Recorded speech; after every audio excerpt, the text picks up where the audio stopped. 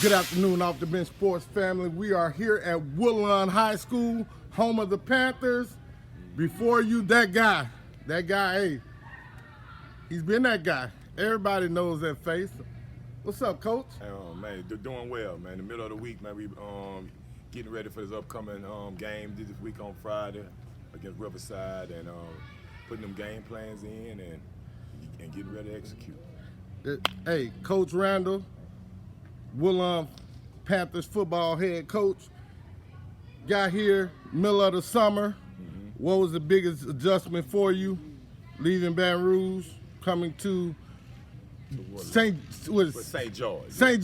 George. Well, coming in, taking the job over, and at the end of March, April, then being able to come in, try to assess some things at the end of the second semester last year, moving into the summer, like you just said. It's been a culture change.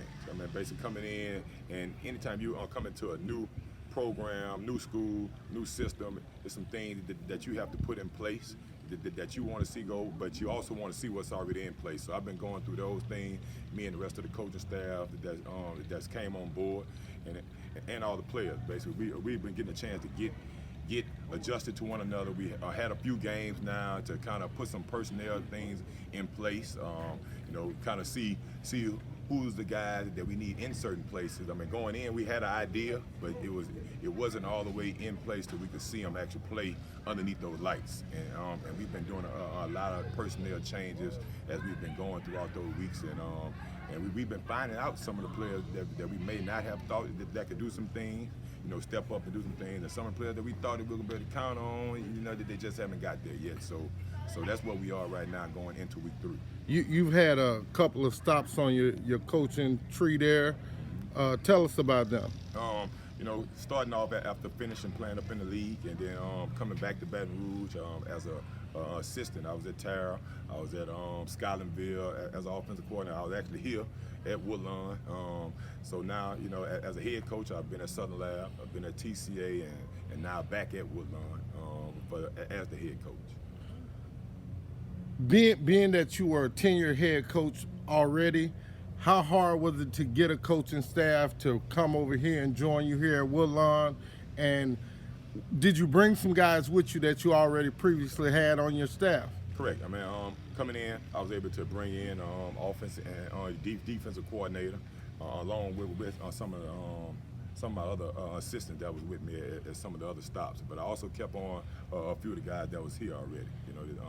I knew those guys. I sat down with them, heard their philosophies, and it kind of paired up with the same thing that we were trying to do here. Right. You being an assistant coach here, you got the call from Coach Fernandez. Hey, you the guy.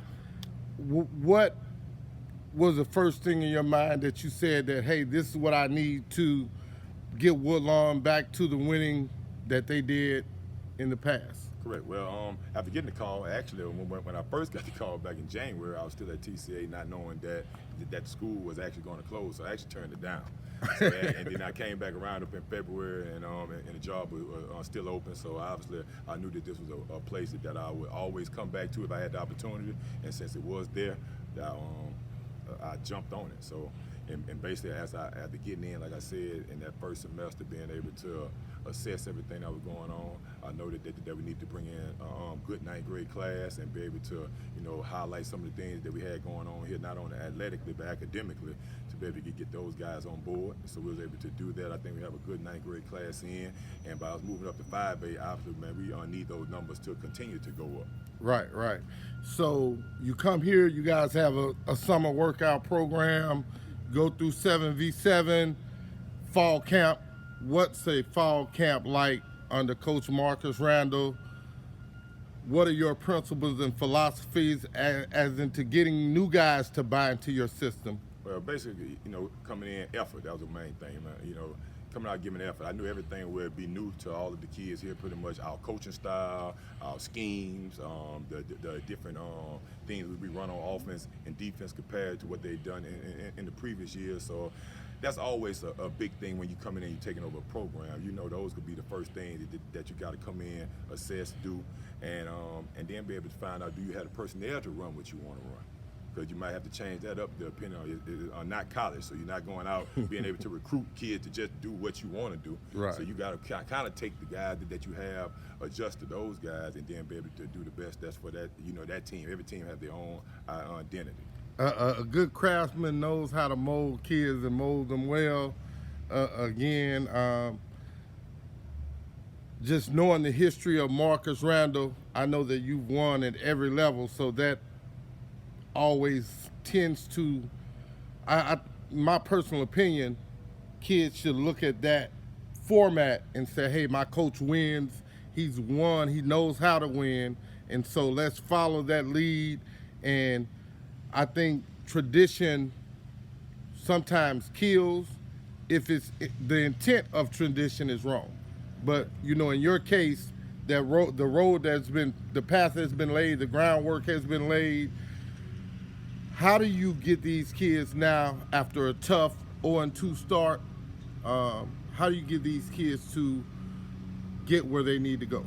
Well, we always preach, man, you either getting better or you're getting worse. That's the thing that we're doing every week, every day, man. We're trying to come out, you get better in practices. We trying to get better in school. We trying to get better as just who we all are.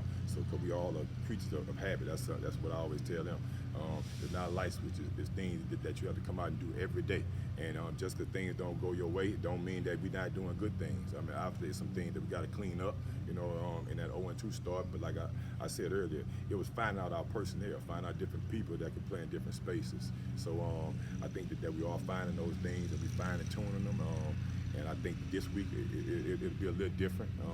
And as we progress on throughout the season, and we'll be probably constantly finding those things in this first year as we go into district.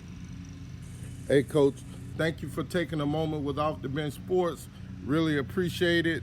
Great to finally meet you. I've watched you and followed you forever. I'm kind of old, but don't worry about it. So again, I know the history of Marcus Randle. Again, great to finally meet you.